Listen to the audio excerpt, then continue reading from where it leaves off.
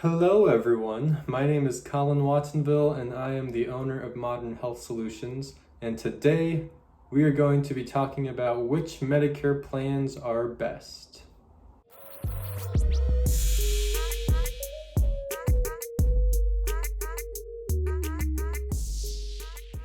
So I, much like everyone else in the world, would love to have a quick and simple answer to this question, but unfortunately it's not so simple. To start off, there's really two different paths you can take when you get on Medicare, or when you're on Medicare in general. And the first path is going the Medicare supplement route. And the second path is going a Medicare Advantage route. And each of those different types of routes, each of those different routes have a bunch of different types of plans associated with each of them. So there's a lot to know. So which route is best? Well, the truth is, like pretty much everything in the world, it depends. Depends on many different things. It depends on your situation as a whole. And your situation, as I say, includes things like your current state of health, how healthy you are, what medications you take, which pharmacy you go to, what doctors are you seeing, how far are you willing to travel for your drugs or for a certain service. Of course, this one you won't forget about, but your finances matter as well. Do you prefer to pay a lot up front, or a lot is relative, but pay more up front and know that you're pretty much fully covered?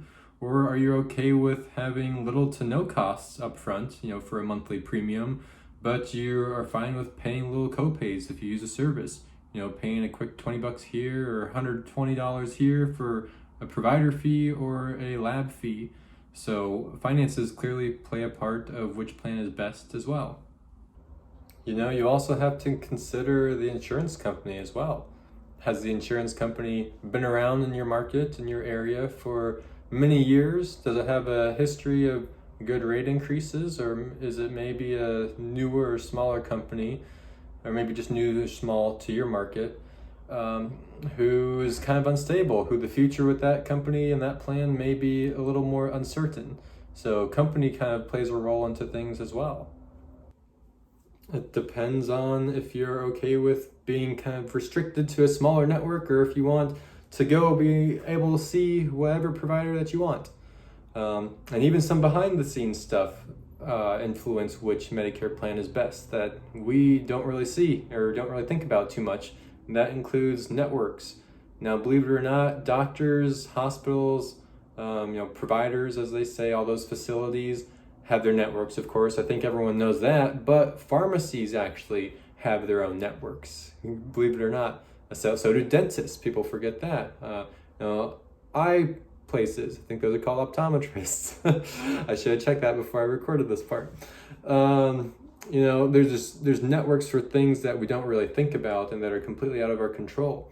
And usually, at least the providers are staying within networks for the whole year, so it's kind of simple. And when you do your annual review at the end of the year, you can make sure that they're in the plan that you select, and you can rest assured they'll probably be in that plan throughout that whole year. But even still, sometimes the networks can change mid-year. So there's a lot of factors that go into what makes the best, quote-unquote, Medicare plan.